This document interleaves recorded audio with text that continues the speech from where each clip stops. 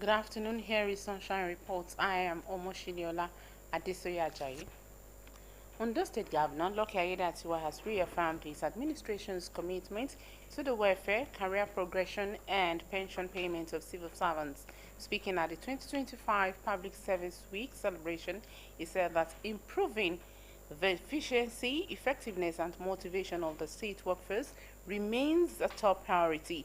The event, themed Rejuvenating Public Service for Effective Service Delivery, highlights the government's dedication to building a professional civil service capable of driving development.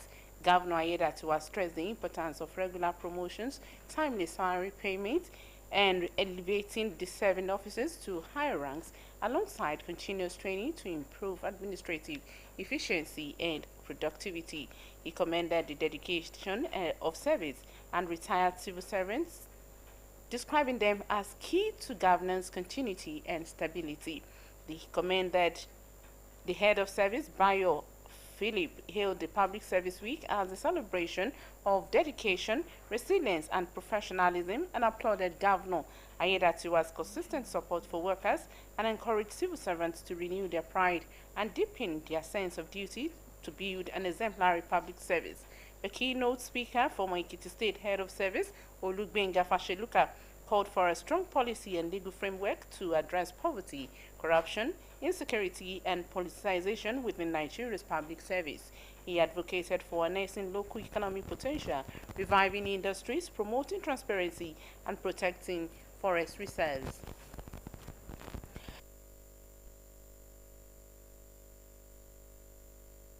Your Excellency, this year's public service is anchored on the theme rejuvenating the public service for effective service delivery. The theme reminds us that the public service must constantly reinvent itself to stay relevant in a fast-changing world. Governance is evolving. Citizen expectations are higher than ever. While technology continues to redefine how institutions operate. To remain effective, therefore, the public service must move from routine to result.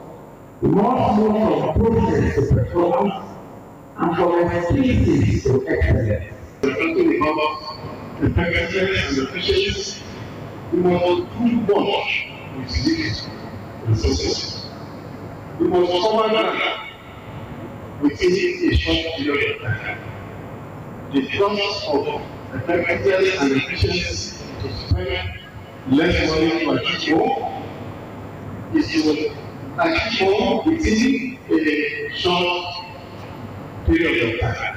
This is the summary of effectiveness and efficiency. It is common knowledge that the strength of government lies in the competence and dedication of its workforce. The public service remains the technical and professional hub of governance. Every successful policy, developmental strides, and positive change that citizens feel begins with the diligence of public servants.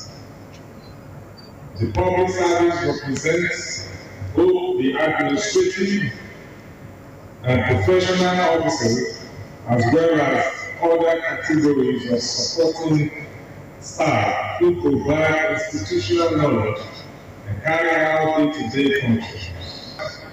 We have created a sustainable mechanism that ensures access to quality healthcare to public servants and their dependents. It is gratifying to note that the labor union and retirees have equally embraced this initiative and are partnering government to ensure its success. Today, thousands of public servants and their households are benefiting from this laudable scheme. ESUS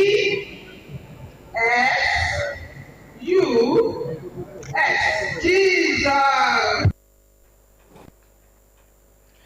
And Ondo State Governor Lucky Aiyedatiwa has refuted claims that his administration submitted a supplementary budget of 531 billion to the Ondo State House of Assembly. The governor, in a statement through his special advisor on communication and strategy, Alan Showore, described the reports as baseless and misleading. The governor clarified that what is currently before the State Assembly is not a supplementary budget, but a revised and restructured version of the already approved 698.6 billion naira 2025 budget of recovery. According to Governor Aiyedatiwa in the statement, this revision was necessary due to the delays in anticipation funding from development partners and the approaching end of the fiscal year. The statement said the adjustment reflects a downward recalibration of the budget to align with a more realistic revenue forecast, ensuring fair allocation of resources across ministries, departments, and agencies. The statement emphasized that this exercise aims to promote fiscal discipline, transparency, and efficient management of public funds, not to inflate the budget. The governor, in the statement, affirmed his administration's commitment to constitutional duties, transparency, and rule of law, and urged opposition parties to verify facts before making public accusations to avoid spreading unfounded claims and causing unnecessary confusion. Meanwhile, the Ondo State Governor Lucky Aiyedatiwa has emphasized the importance of energy security in driving sustainable development in the state and Nigeria at large. Speaking at the 43rd Nigerian Association of Petroleum Explorationists Conference in Lagos, he advocated for a shift towards an energy mix that incorporates renewable energy sources. Government House correspondent Wahab Bankole has details of the event. The 43rd Annual International Conference and Exhibition of the Nigerian Association of Petroleum Explorationists, NAPE, convened at Eko Hotels and Towers, drawing top government officials, including Ondo State Governor Lucky Aiyedatiwa, alongside industry experts, academics, and innovators.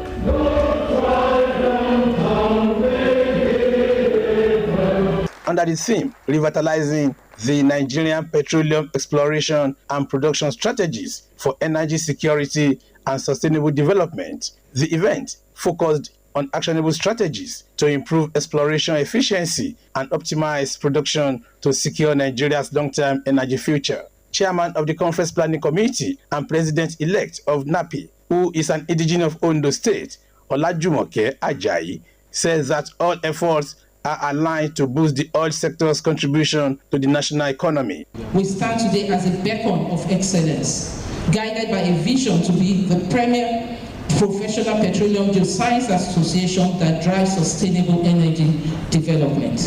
Outgoing NAPE President John Bosco Uche highlighted the conference goal of advancing oil exploration, underscoring the critical role of data-driven innovation and ICT in meeting industry targets. Equally important is the need to embrace technology and digital transformation. Artificial intelligence, machine learning, advanced subsurface analytics to enhance exploration efficiency, reduce risk, and accelerate reserve replacements.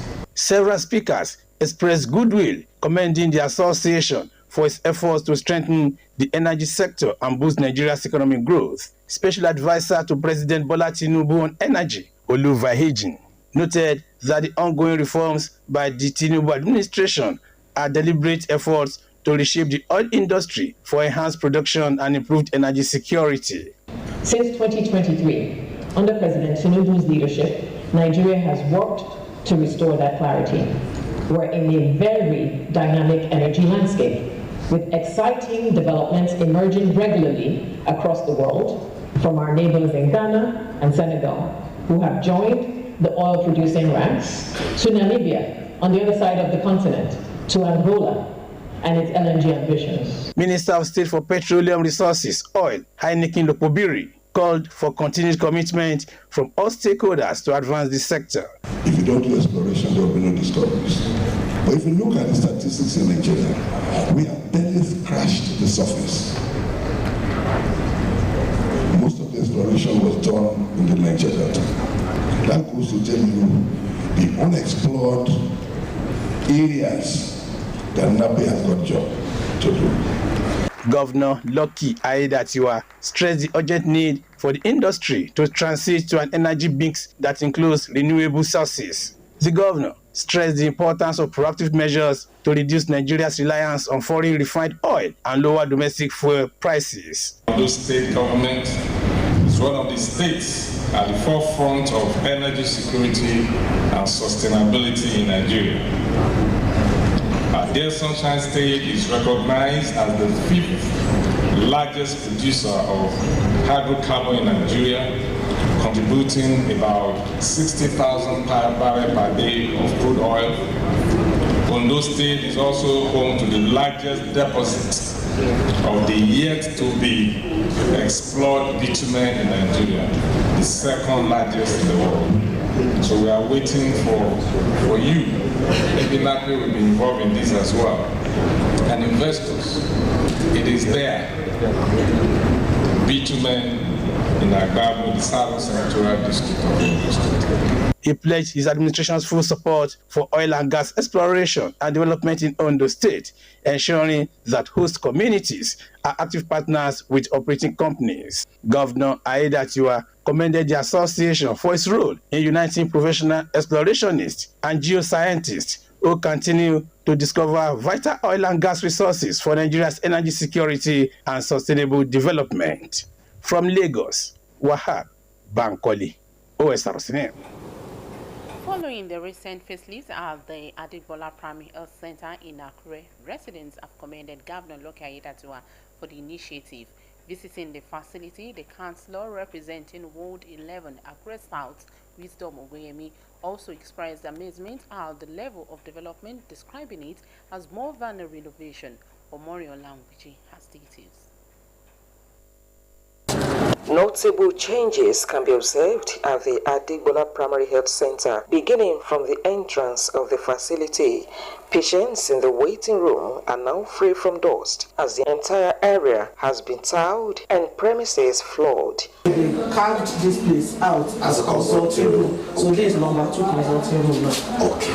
Are you people expecting any equipment? Yes, we are expecting furniture and the examination couch. Examination couch. Yes, in this room. Demarcations have been made to create more consultation rooms and to separate the male and female wards, providing privacy with dedicated toilets attached to each. And this solar is like 8 kVA.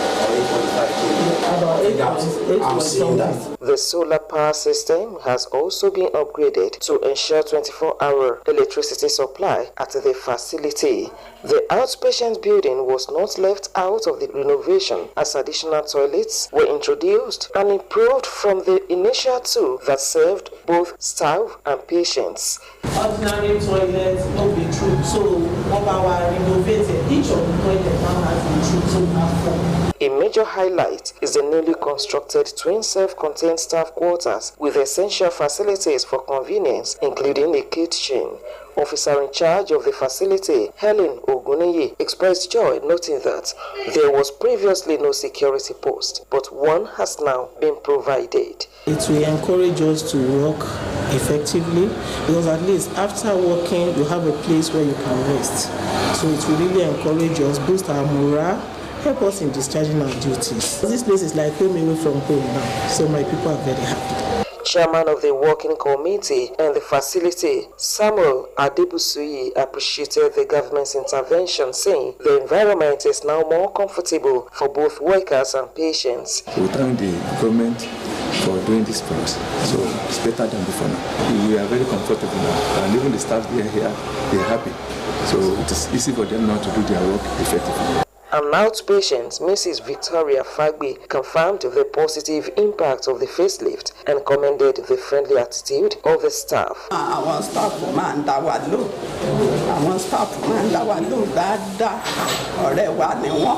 The councillor representing the ward, Mr. Wisdom Ogunyemi, lauded Governor Aiyedatiwa's commitment to good governance, particularly in the health sector. I'm very impressed and satisfied. Firstly, I want to tell you that these are part of the good work of Mr. Governor.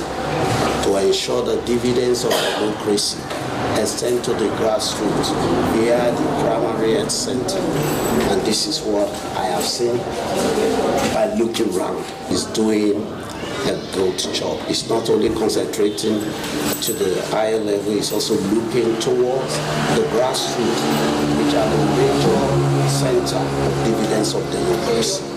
Adegbola Primary Health Center is one of several facilities currently undergoing rehabilitation across the 18 local government areas of Ondo State.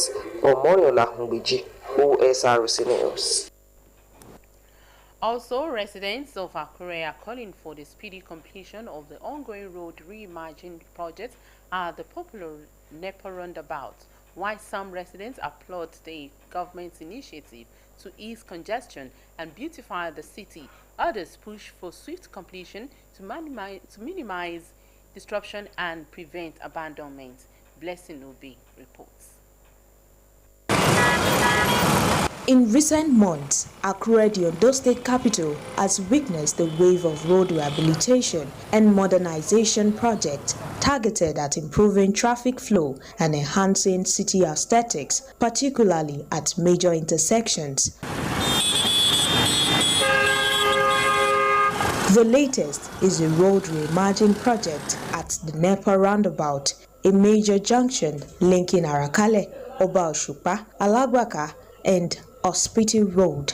Where I'm standing right now was once a site of a roundabout, but now the area is currently wearing a new look, just like the transformation at the First Bank roundabout in Alagbaka, where traffic lights, pedestrian lanes, and other modern structures were erected and replaced with the old one. Residents are now eager to see what we emerge here. However, the ongoing work has sparked mixed reactions. While some residents applaud the government initiative, others express concern over traffic disruptions and urge speedy completion to avoid delays. The development is a very welcome one. For having seen it, but this is a long-expected development because we are transforming from the local development to the digital one. It's long expected because over the years we have been expecting such a thing like this and it will make the heat congestion of the motorists and the others to obey the rule of traffic and all that. I look at what governor did at the First Bank, that demolition of First Bank. When he was doing it, we thought, what's going on here? Is it not destroyed? Is it not causing a lot of havoc to this place? But today, if you go to First Bank, it's as if you are in Los Angeles. What is going on here also, governors want to add value to the roundabout. Akure is taking another shape with this one. The one he did at First Bank, that one is okay. And one that is going on with this one, I appreciate it. When completed, the road reimage project is expected to give the entire axis a facelift, especially when complemented by the ongoing rehabilitation works on Adekunle Ajashin Road in Alagbaka. As the project progresses, the attention is now on the government to fulfill its promise of a modern, efficient, and well-structured traffic system that will redefine Akure's urban landscape. Blessing Obi, Osrc News. The recent face-off between the Minister of the Federal Capital Territory, Nyesom Wike, and a military officer has continued to generate nationwide reactions. While some Nigerians believe the minister should have exercised diplomacy, others insist that the military has the constitutional authority to secure private or disputed landed properties. Blessing Obi again reports. That who? We are on from this country. This confrontation between the FCT minister and a military officer during an enforcement exercise in Abuja has stirred controversy among Nigerians. The incident occurred when the minister reportedly attempted to inspect a land allegedly linked to a retired military chief, a property he claimed had no record of allocation or building approval. Tensions escalated when the officer denied him access, claiming to be acting on superior orders. The minister, however, accused the military of intimidation insisting that the occupants failed to present valid ownership documents. You are on from this country, and this is government. You cannot be higher than any government. You cannot be carrying gun to intimidate people to not to do their work. Let me tell you, if not going to achieve the first time. The video of the encounter, now trending online, has sparked public debate over the conduct of both the minister and the soldier. Reacting, retired Colonel Rotimi Alade and retired police officer Femi Joseph faulted the minister's handling of the matter, saying such issues should be resolved through lawful and civil procedures. It is known that he has control over the land in Abuja in FCT generally, as delegated to him by the President and Commander-in-Chief of the Armed Forces. He has the right and control over it. But of course, there are ways of exercising right. What I've done would be to contact his superior officer rather than engaging in altercation with a young officer. And of course, in the process, throwing decorum to the wind by abusing, insulting, and saying all foul languages with the officer. For me, I didn't see anything wrong in what the officer did. The officer was never rude. He was never disrespectful. He stood firm and he was trying to explain himself, telling the FCT officer, FCT minister, that he was directed to that scene by his master. I never saw him insulting the FCT minister. Even when the FCT minister was trying to poke his hand into his face, the man stood calm, with great disrespect, with great respect, with great candor, and with great humility. He was showing out his defense. Some analysts also condemned the minister's approach, but emphasized the military officers have no constitutional role in protecting or intervening in land matters, a responsibility reserved for civil authorities. It's not the responsibility of military to be guiding personal property. Far from it. And assuming it were to be a Nigerian border, is a different thing. So it's not the duty of... so I don't subscribe to using our military officers to do guard duties. It is not right. But that does not even remove the fact that what we did was right. As discussions continue, many Nigerians are calling on both the government and the military to act with restraint and uphold the rule of law to prevent a repeat of such confrontations. Blessing Obi, Osrc News. That's Sunshine Report. Thank you so much for watching. Good afternoon.